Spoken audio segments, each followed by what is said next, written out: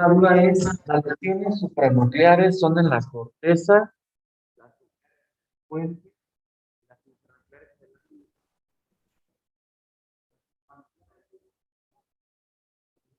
tallo, los músculos de los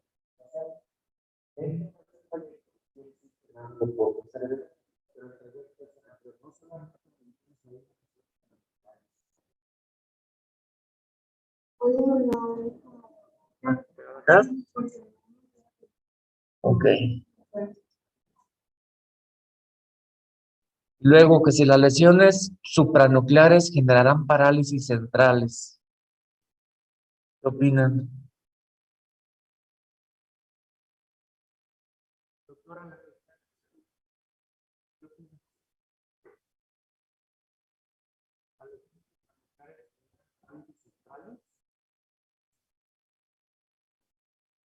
¿Perdón? ¿Sí? ¿Alguien opina lo contrario?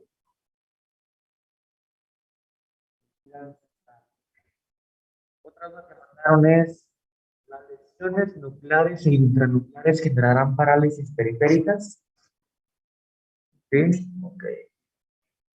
Parecen preguntas de examen, pero son preguntas que me mandaron de ustedes, ¿eh? En las parálisis centrales supranucleares solo se afecta la parte inferior contralateral al lado de la lesión. ¿Sí o no? En las parálisis centrales nucleares solo se afecta la parte inferior contralateral al lado de la lesión. ¿Sí o no? Sí. Las parálisis centrales mantienen conservada la parte superior de la cara porque están inervadas bilateralmente y como son supranucleares no ha habido cruce de fibras. ¿Sí o no? La distinción entre la parálisis de Bell y Ramsay-Hunt es las vesículas de costras cutáneas provocadas por la infección del herpes. Entonces ya me queda más o menos claro, ¿verdad? Más o menos todos coinciden.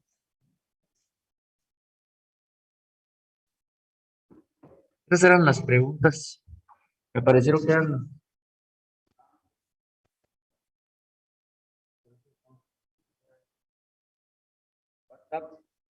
o si realmente existían tantas dudas, pues mejor repasar la sesión anterior. Pero sí me parecía que las preguntas no parecen preguntas. Si ustedes se fijan en la sintaxis y el contexto de la pregunta, nada más es como que a ver si sí, todas estuvieron todos de acuerdo en que sí era así. Entonces, me parece que las dudas en realidad no eran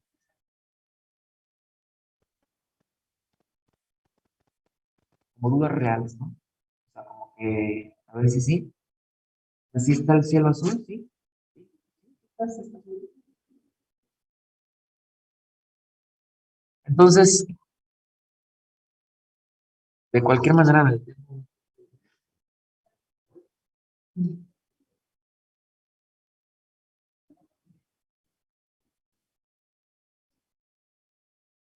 entonces, lesiones supranucleares es arriba de los, aquí están los núcleos, en el puente.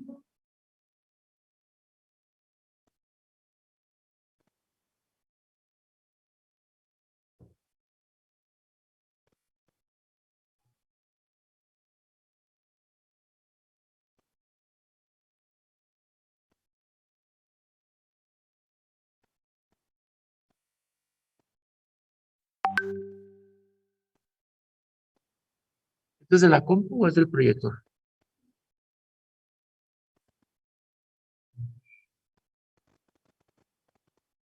Entonces, lesiones arriba del núcleo supranucleares. Aquí están los núcleos en el tallo, en el puente.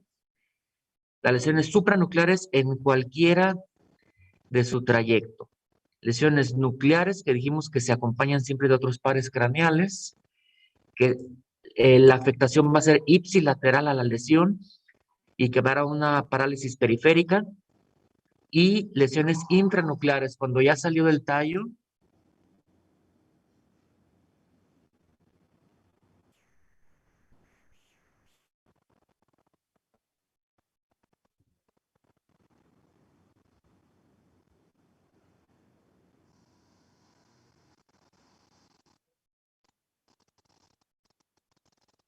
Entra y sale.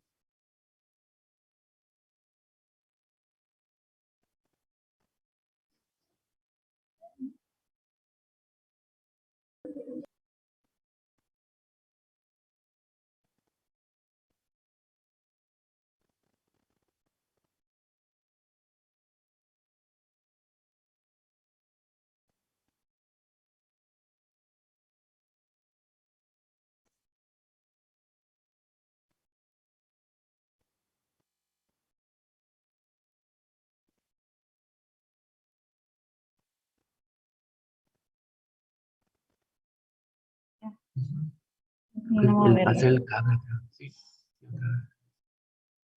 Es el cable. Ese es de la cámara.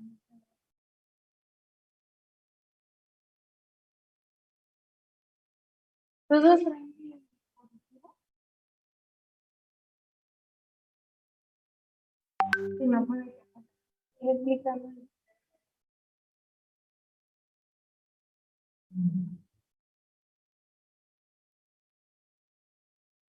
Ujú.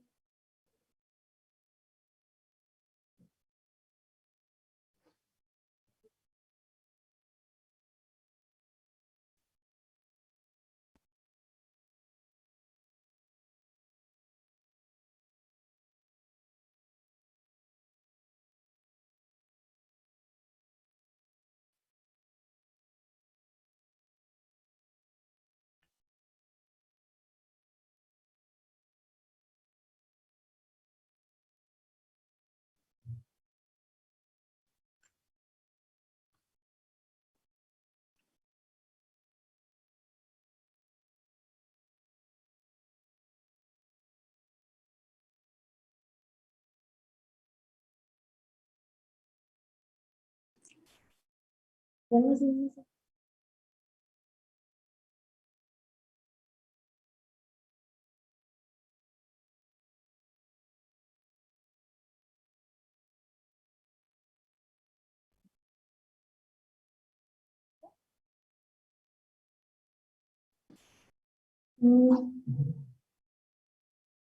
Entonces, las lesiones contralaterales a la lesión van a ser las lesiones supranucleares. Las otras dos son ipsilaterales, del mismo lado de la lesión. Este es un ejemplo de una lesión que está supranuclear en la corteza izquierda. Esta es la lesión, la línea punteada es la lesión. Y se va a presentar una parálisis central contralateral del lado derecho. Y aquí tiene fibras. Las grises son las interrumpidas y las amarillas son las que están intactas que vienen del otro lado. Ese es el fenómeno de doble representación cortical que ya hemos mencionado. ¿Por qué se mantienen fuertes las cejas? Porque le llegan fibras del otro lado también. Las nucleares, que va a dar una lesión ipsilateral periférica. Aquí sí se ve que el paciente no eleva las cejas. Esta línea punteada es la lesión.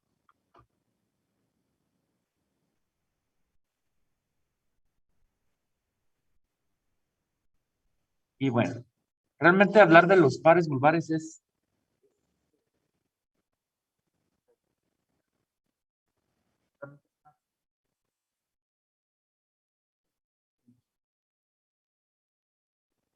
la sesión pasada, ¿no?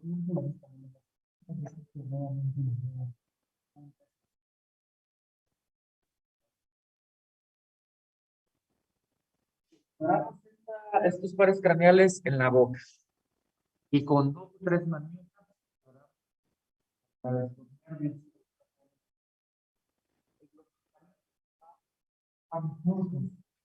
Tienen una inervación topográfica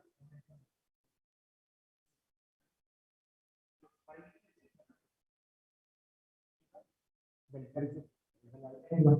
¿Cuáles eran los grupos?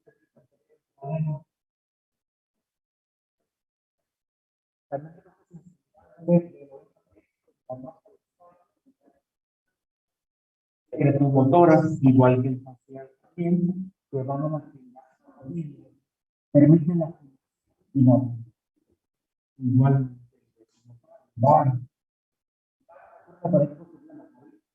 tiene regulación parasimpática. El glosofaringio influye entonces en salivación, deglución, elevación del velo del paladar, del gusto del tercio posterior de la lengua. El décimo, es el nervio más, ¿no? Vísceras abdominales, esófago, corazón, laringe, bronquios, y también participa en la deglución, en la fonación, en la frecuencia cardíaca, en el peristaltismo, elevación de la óvula, respuesta nauseosa y gusto en epiglotis.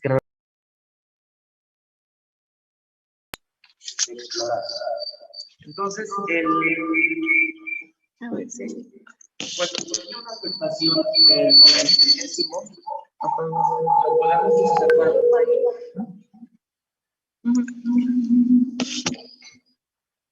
Lo podemos observar alcanzando la deglución, es como más o menos como el paciente ese mismo que ha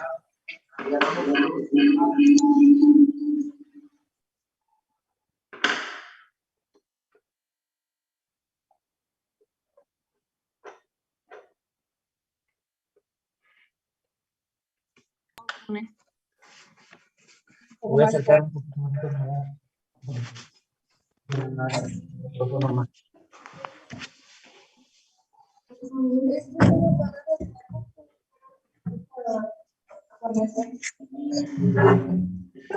A ver si así me escuchas mejor, si me acerco un poquito más así como estoy ahorita.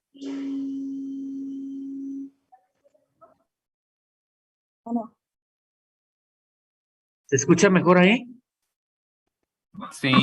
Sí, doctor. Ok. Bien.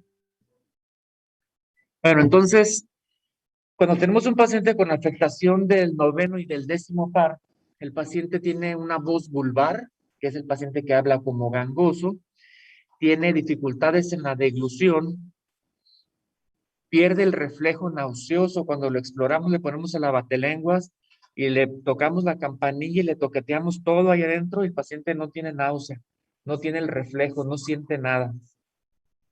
A eso le llamamos voz vulvar, perdón, síndrome vulvar.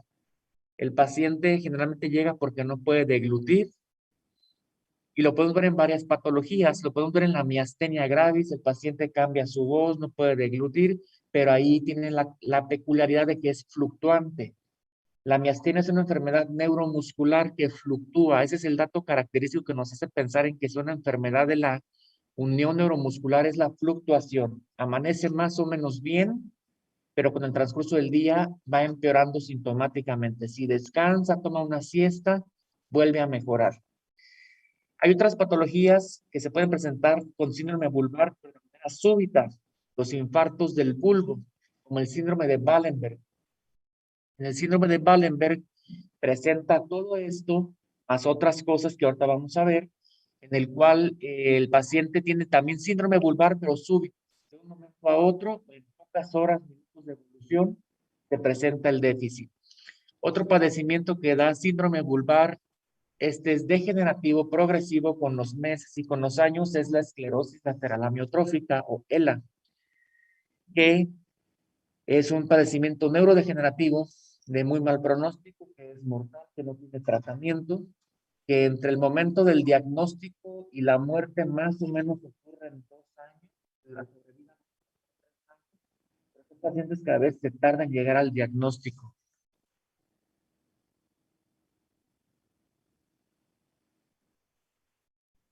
Se examinan juntos porque sus estructuras están muy afectadas funcionalmente. Entonces, ¿cómo lo vamos a explorar? Le pedimos al paciente que abra la boca, exploramos la faringe, vamos a observar si el paciente al abrir la boca se contraen simétricamente los velos del paladar. Le pedimos que diga A para que se eleven los velos del paladar. A veces se eleva uno nada más, entonces tiene una parálisis del nervio craneal ipsilateral al lado de la lesión. Hay que explorar el reflejo nauseoso con el abatelenguas. Estos pacientes carecen del reflejo nauseoso y hay que observar también si la úvula está simétrica, si no está desviada. hacia algún lado. Generalmente se desvía hacia el lado débil, hacia el lado paralizado, porque gana la oposición muscular del lado que está sano. Hay que valorar la fonación, que realmente eso desde que el paciente llega ya lo estamos explorando, ya lo estamos analizando cómo está hablando. Ahí es importante preguntar si esa es su voz de siempre, de toda la vida, o si ha cambiado últimamente. La existencia de disartria, tos, salivación, porque son pacientes que no pueden aspiraciones y les intentan dar de comer y intentan darle por la boca, y son pacientes que hacen neumonías por aspiración. El paciente con síndrome vulvar o con ELA o con alguna enfermedad de estas, una causa frecuente de fallecimiento son las neumonías por aspiración. Cuando un paciente es completamente incapaz de deglutir y además pensamos que no va a volver a deglutir, al menos en un buen tiempo, lo recomendable es poner una sonda de gastrostomía. Si va a durar más de 6 meses sin deglutir en un infarto vulvar o algo que va a ir empeorando como con una esclerosis lateral amiotrófica, porque si le insistimos por la boca, va a broncoaspirar y se va a morir de una neumonía. Entonces le pones una sonda de gastrostomía, lo alimentamos por ahí y se evita ese riesgo. Si pensamos que es algo temporal y que en una semana, 2 meses, 3 meses va a volver a deglutir, podríamos poner una sonda nada más nasoyeyunal, que es una sonda menos invasiva, más barata, aunque es un poquito más molesta, pero es temporal. El tercio posterior de la lengua no se explora en realidad en cuanto a la sensibilidad gustatoria, es complicado y carece de valor clínico. Entonces le pedimos al paciente primero que abra la boca, abatimos la lengua y vemos que este lado, la úvula, está desviada, está un poquito desviada hacia la izquierda, porque este es el lado parético. Acá se ve central, la úvula, aquí se está estimulando buscando el nauseoso. Ahorita vamos a ver qué es el síndrome de Wallenberg. Causas de lesión del 9 y del 10. El síndrome de Wallenberg, que es un infarto del bulbo, infarto lateral del bulbo. El epónimo es Wallenberg, es una entidad relativamente común en infartos de la circulación posterior. Se afecta una arteria en particular que se llama arteria pica, que significa posterior inferior cerebellar artery, que es la arteria cerebelosa posterior inferior. La esclerosis lateral amiotrófica o ELA, algunos tumores del bulbo, tumores del puente, tumores del tallo cerebral en general, la siringomielia, que es una cavitación de la médula espinal y del bulbo, ya cuando llega hasta el bulbo se llama siringobulbia, se cavita por dentro y empieza a crecer, a crecer, a crecer. Estos pacientes hay que operarlos y poner una válvula de derivación en esa cavidad para que la presión no siga disecando el bulbo y siga empeorando, por lo menos que no empeore, porque en realidad no tienden a mejorar. La esclerosis lateral amiotrófica van a tener una clase de eso.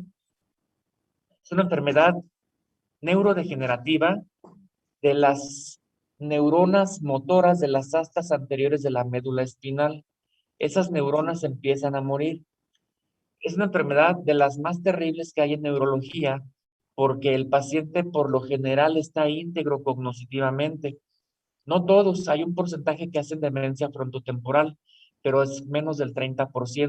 Entonces, la mayoría de ellos están íntegros neurológicamente, pero el cuerpo se va muriendo poco a poco. Todo el cuerpo prácticamente, o sea, pierden fuerza, pierden tienen síndrome vulvar, pierden deglución, pierden fonación, no pueden hablar. En las etapas finales casi no pueden respirar porque los músculos intercostales perdieron inervación y no tienen fuerza para respirar. Entonces, es una enfermedad catastrófica en realidad en neurología, es uno de los peores diagnósticos que vemos, porque hasta este momento no existe nada que sea realmente modificador de la enfermedad. Hay un tratamiento que se llama Riluzol que se ha usado, que sí tiene demostrada cierta eficacia, pero la eficacia es limitada, es marginal. Realmente cuando se expone a los pacientes, la mayoría deciden no usarlo. Además, porque no es barato. Un tratamiento de Riluzol cuesta como 30,000, 20,000 o 30,000 pesos mensuales. Entonces, si lo va a usar un año, si lo va a usar un año y medio, 6 meses, realmente es gravoso y el beneficio que les da son más o menos de 3 a 6 meses de sobrevida sobre aquellos que no la consumieron. O sea, realmente el beneficio es un poquito más de vida, pero es mala calidad de vida. O sea, es un paciente que ya está en cama, que ya tiene apoyo ventilatorio con maniobras no invasivas. Esos pacientes no se intuban porque les falta fuerza para respirar. A estos pacientes lo que se hace es apoyarlos con ventilación mecánica no invasiva, lo que es el CPAP o el BiPAP. Son mascarillas que se ponen en las noches, que le ayuda a que le dé más fuerza al esfuerzo inspiratorio. Sí tiene beneficios el paciente durante el día, cuando no la tiene, pues descansó mejor, tuvo una mejor oxigenación, se sienten un poquito más fuertes, pero en realidad son medidas coadyuvantes, o sea, no van a curar al paciente ni van a alargar la vida.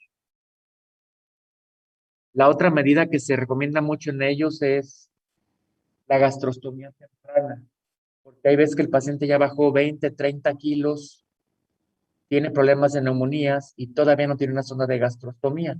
Pues mantenerlos con una mejor nutrición, una gastrostomía más temprana, también les ayuda.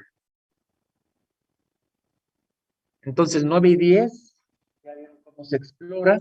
Hay que pedir al paciente que abra la boca, hay que ver cómo eleva el pelo, hay que escuchar la voz, hay que provocar reflejo nauseoso. De esa manera estamos explorando el 9 y el 10.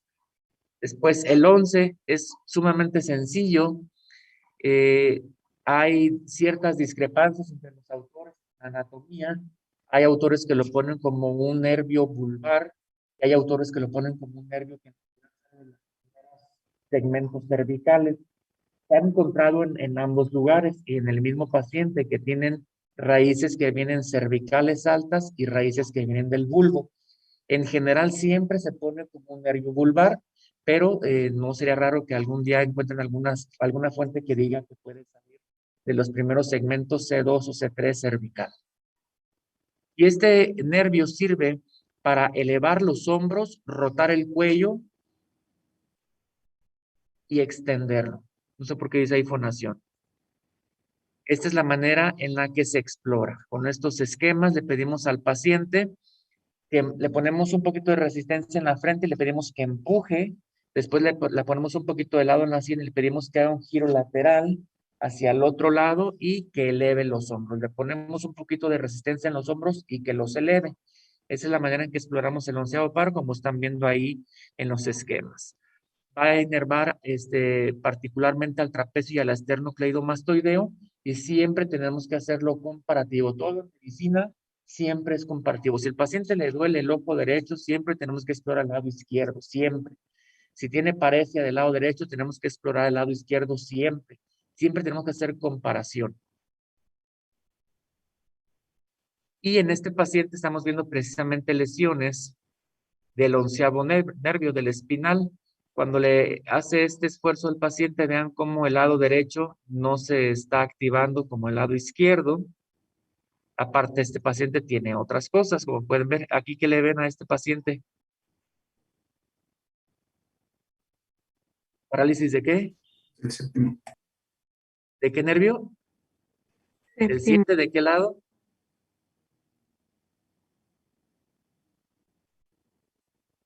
¿Es derecho? ¿Es derecho? ¿Es central o periférico? Periférico. Y Periférico. eso es, y se está viendo algo en particular aquí que se llama ¿cómo? Síndrome de Parinó. No, el parino es bilateral. Aquí el globo ocular. Síndrome de Bell. Signo de Bell. Síndrome, sí. Signo de Bell, que es cuando pedimos que cierre los ojos y el globo ocular se va hacia arriba. Es el signo de Bell. Y aparte, bueno, tiene afectado el espinal del lado derecho. 12º, el hipogloso. Este lo exploramos al mismo tiempo que el 9 y el 10, porque al pedir al paciente que abra la lengua, perdón, la boca, observamos la lengua. Y el hipogloso es el encargado del tono, del trofismo, de la fuerza de la lengua. Entonces le pedimos al paciente que saque la lengua Desde que la saca se puede observar desviada. Si hay desviación, está ganando el lado sano. Y en casos crónicos, no solamente está desviada, sino está hemiatrofiada o atrofiada toda. En el caso de la ELA, de la esclerosis lateral amiotrófica, se atrofia toda la lengua. Y además, ¿ya vieron los síndromes de motoneurona? Inferior y superior. Ajá. ¿Sí ya los vieron? Ok, entonces, el ELA o la ELA es la enfermedad prototipo de afectación de motoneurona inferior y motoneurona superior juntos. Es decir, casi siempre que ustedes vayan a abordar a un paciente que quiera hacer un diagnóstico sindromático, lo van a tratar de acomodar ahí en un síndrome de motoneurona superior o inferior.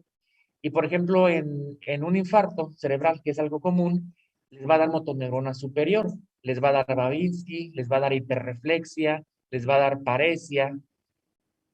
Pero en el ELA ocurren los dos síndromes al mismo tiempo. Esa es la enfermedad prototipo. Si están viendo que están mezclando los dos síndromes, es muy probable que sea una enfermedad de motoneurona. Y de ellas, la más común es la ELA, no es la única. Es decir, tiene paresia, tiene hiperreflexia, tiene Babinski, pero también tiene atrofia y fasciculaciones. Entonces, una lengua denervada en ELA, uno de los signos importantísimos para hacer el diagnóstico es que fascicula la lengua o el área peribucal. Entonces, aquí están viendo en los esquemas un paciente que saca la lengua y se desvía ¿hacia dónde?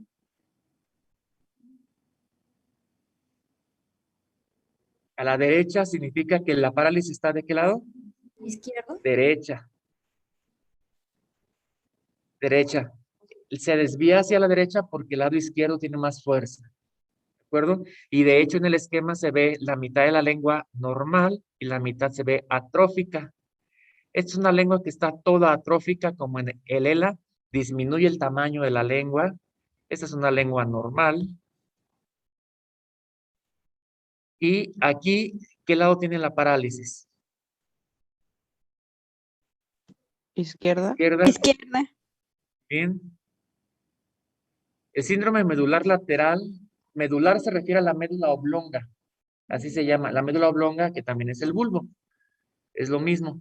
Este es el síndrome de Wallenberg. En la clínica es muy florido, es un síndrome clínicamente, semiológicamente muy bonito, porque cada déficit que tiene el paciente tiene una explicación topográfica de anatomía funcional muy clara. Se afecta el núcleo y el tracto espinal del trigémino. Y ahorita vamos a ver qué es lo que provoca clínicamente. El tracto espinotalámico adyacente, el núcleo ambiguo, la base del cuerpo restiforme, los núcleos vestibulares, las fibras simpáticas descendentes del hipotálamo y sus manifestaciones clínicas es: por afectación del tracto espinal, pierde la sensibilidad al dolor y temperatura en la cara ipsilateral. Son pacientes que hay que explorar la sensibilidad de la cara y habitualmente está disminuida. Igualmente, la mitad contralateral del cuerpo, ya no en la cara, pierde sensibilidad a dolor y a temperatura por la afectación del tracto espinotalámico. Por afectación del núcleo ambiguo del bulbo, pierde el reflejo nauseoso, tiene disfagia, disfonía, disartria, ataxia ipsilateral por la afectación del cuerpo restiforme o pedúnculo cerebeloso inferior, es lo mismo. Vértigo por afección de los núcleos vestibulares, que quizás es una de las causas que más llevan al paciente a consulta, a urgencias, es que tienen un vértigo muy fuerte y que es refractario, que no se les quita. Una de las causas de vértigo central es el síndrome de Wallenberg. Y síndrome de Horner por afectación de las fibras simpáticas, ipsilateral. Vómito, nistagmo, también por afectación de los núcleos vestibulares.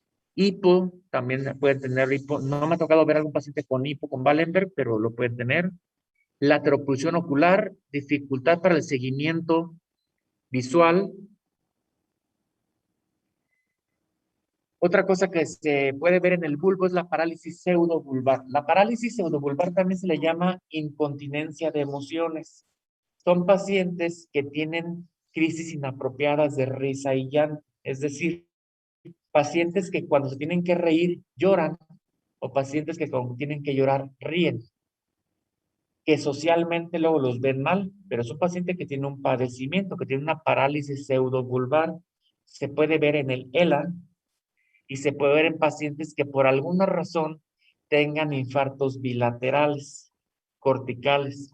Entonces, hay un caso de un paciente que estaba en el funeral de su hija y quería llorar y estaba riendo. Obviamente, ningún padre se quiere reír en el funeral de un hijo, ¿no? De una hija. Y ese paciente tenía una parálisis pseudovulvar o ánimo pseudovulvar o incontinencia de emociones, es lo mismo, y le sucede esto. Generalmente las afectaciones son en la corteza precentral.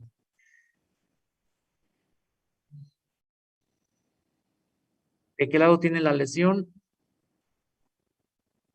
¿De qué par? El 12. Derecho. Derecho.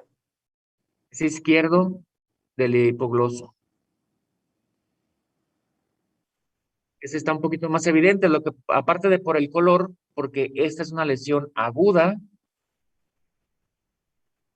Esta es una lesión aguda, pero esta es una afección crónica. Se ve mejor, ¿verdad? ¿De qué lado está la parálisis? Derecho. Derecho. ¿Y por qué decimos que es crónica? Porque ya le dio tiempo de atrofiarse, exactamente. En una lesión aguda todavía no hay atrofia. En este caso, en esta paciente ya tiene atrofia de la lengua de la mitad derecha. Y aquí,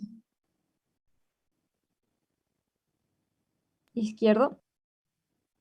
Ambos. este parece que es ambos. Este es un paciente con ELA. Está atrofiada los dos lados. Desgraciadamente, en este, como es una foto, no se va a ver, pero creo que traigo un video donde se pueden ver las fasciculaciones linguales. Y También sería este es un Wallenberg. Este paciente no puede deglutir, por eso tiene sonda. Estos pacientes que tienen la lengua así son pacientes que tienen tiempo sin deglutir. La lengua está saburrada, la lengua está, no, tiene esas natitas ahí que denotan que el paciente no tiene una deglución, no pasa alimento por ahí frecuentemente, no deglute. Este es un ELA, este es un Wallenberg, este ELA probablemente ya tenga gastrostomía. Este es un Wallenberg, está en la etapa aguda, está hospitalizado. Aquí se ven las sábanas de Nuestra Señora del Águila. Y les voy a mostrar algunos videos donde se puede quedar un poquito más ejemplificado. Hasta ahí, ¿dudas?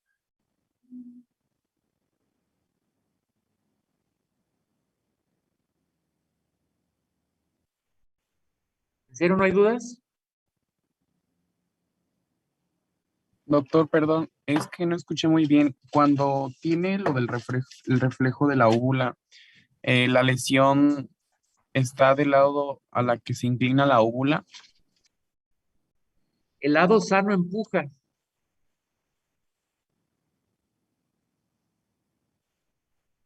Ah, ok, gracias.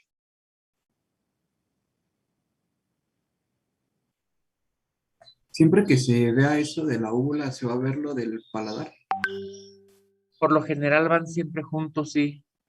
Ok. La úvula, o sea, el paciente lo ven de manera espontánea. Cuando le piden al paciente que abra la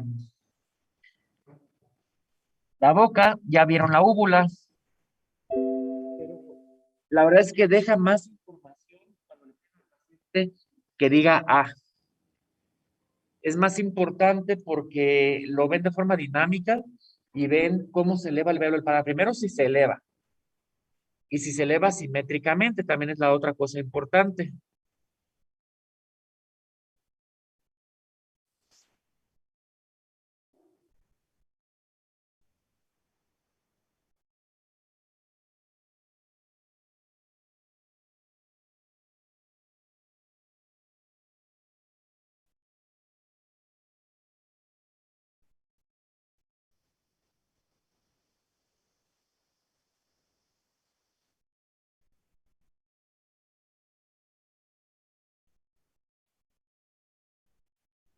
Son varios.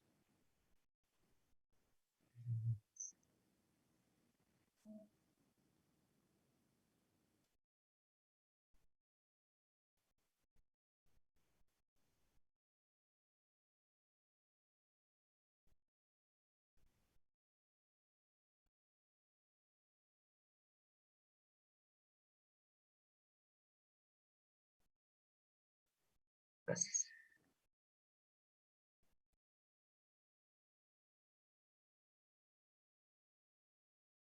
¿Fue con ustedes con quien hablé de una paciente que se metió a psicocirugía y que tenía su casa destruida?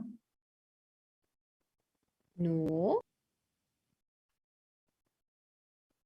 Cuando hablamos de, creo que del lóbulo frontal, con alguien hablé de, de psicocirugía, que tenía su casa destruida, y que tenía dosis antipsicóticos a tope y no la podían controlar, un tipo de autismo, y que, ¿sí fue con ustedes? ¿El síndrome de Tourette? De red, Ah, ok. sí, ok, entonces para mostrarles un poquito de ella, aprovechando que tenemos un poquito de tiempo. Mm,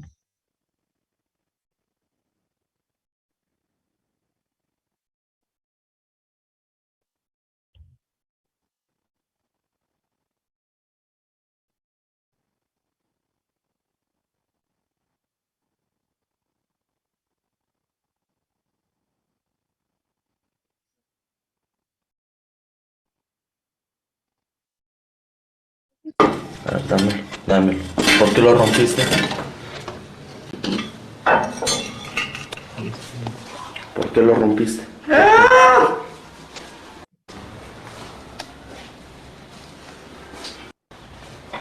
¿Se escucha y se ve el Vamos a ver qué video? rompiste, Diana. Sí, doctor. Bueno, la casa no tiene vidrios.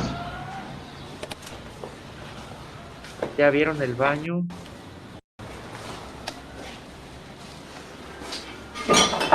No. ¿Por qué lo Todo eso lo rompiste? destruyó ella. Las ventanas. Plásticos en lugar de vidrios para que no entrara la lluvia.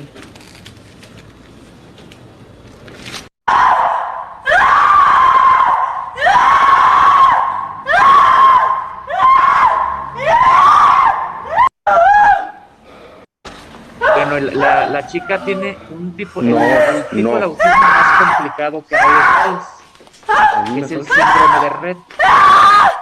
Se considera que es prácticamente exclusivo de las mujeres.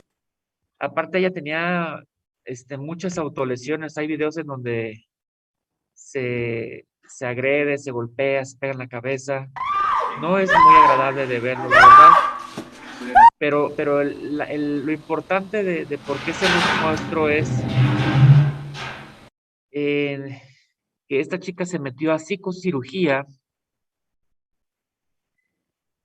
se cortaron algunas fibras frontales y de estar intratable con muchísimos fármacos después de la cirugía, pues fue una chica que estuvo muchísimo más manejable, como ya se ve en este otro video, incluso que intentaba ayudar a lavar los trastes, a hacer cosas, porque alguien preguntó acerca de si siguen haciéndose lobotomías y cosas de esas, alguien preguntó, ¿no?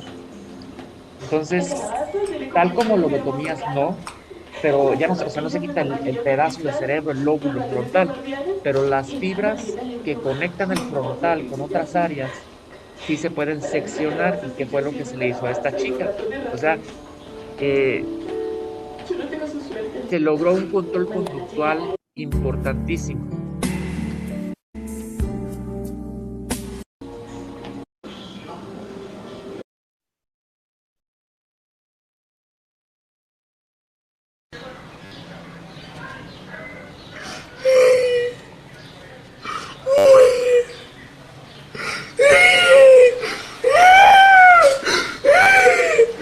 Diana, ven.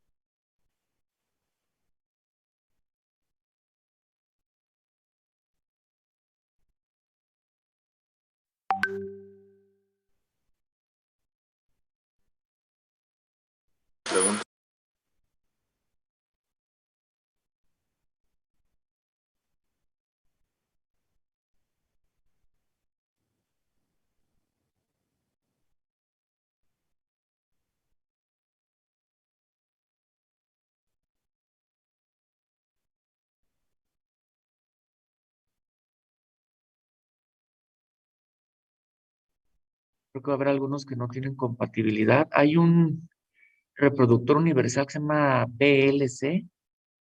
Quizá con ese, si lo llegan a descargar, puedo pasarles más videos. Porque por ejemplo, de las fasciculaciones linguales, creo que sí es muy importante que lo vean, porque es justamente de lo que estamos hablando, cómo se ve una lengua que fascicula con motoneurona inferior, cómo se ve toda arrugadita, toda hipotrófica, y tiene, las fasciculaciones son, eh, a veces la mejor manera, digo, obviamente viéndolo es lo mejor, pero si no logramos ahorita encontrar un video que se pueda reproducir, ¿han visto a los caballos cuando les tiembla la piel abajito, los músculos abajito de la piel, que les llega una mosca y que se la quieren espantar y nomás mueven a la piel? Así se ve, igualito, eso es una fasciculación. Bueno, no sé si en los caballos es una fasciculación, pero así se ve igual. En, nosotros hemos tenido fasciculaciones, todos hemos sentido alguna vez que sentimos que se nos tiembla un poquito un músculo o un segmento de músculo. Nos puede pasar cuando bebimos alcohol, cuando estamos en la resaca, cuando tomamos café, algunos medicamentos, estrés, desvelo, diarrea, una diarrea y con vómito fuerte que produzca un poquito de desequilibrio hidroelectrolítico, fatiga muscular, mucho ejercicio. Entonces, eso todos hemos tenido fasciculaciones. A todos nos ha pasado. Pero el paciente que las tiene persistente y progresivamente, acompañado de otros signos de motoneurona superior, de motoneurona inferior, perdón, como paresia y atrofia, pues ya definitivamente no es normal.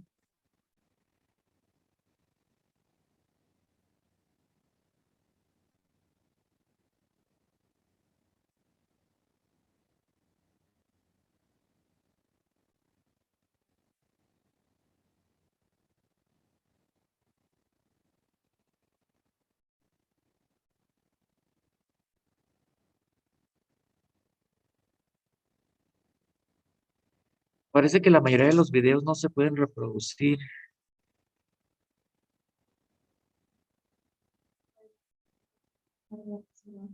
Sí, sí, sí se puede, porque si no se pasar los videos en alguna clase. No, están aquí en el disco duro. Hay que descargar un reproductor universal, como el VLC. Es uno de los más ligeros, sencillos, o actualizar el que tienen.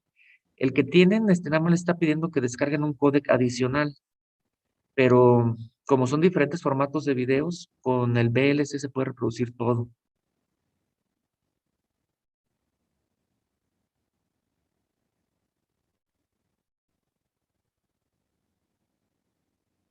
Si tengo en el celular algo que puede. Ajá. Ajá. Pues se supone que se puede nada más actualizar y con eso ya. Pero como la compu no es mía, pues no lo voy a hacer yo. Entonces, si para la siguiente ya tienen algún reproductor, me traigo el disco duro en la siguiente sesión y pasamos algo, porque siempre es mejor verlo a escucharlo. ¿Dudas o preguntas?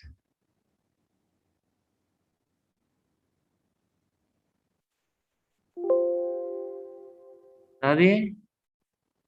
No, doctor, todo bien. Bueno, entonces, necesito suspender la compu un poquito para poder retirar el... ¿Tienes que decirles algo? Entonces, sí, la voy a suspender nada más para poder...